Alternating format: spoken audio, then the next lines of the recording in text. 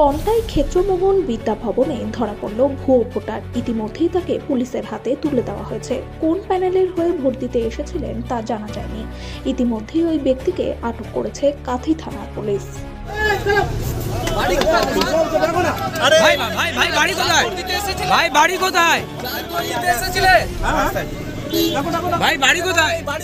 ভাই বাড়ি কোথায়? ভাই বাড়ি কোথায়?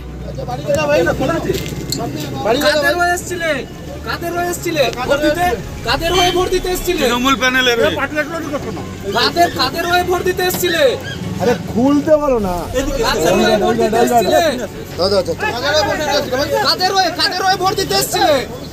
আরে কাদের হয়ে পেছনে ওটাতে কাদের হয়ে ভোট দিতে এসেছিলে? কাদের হয়ে?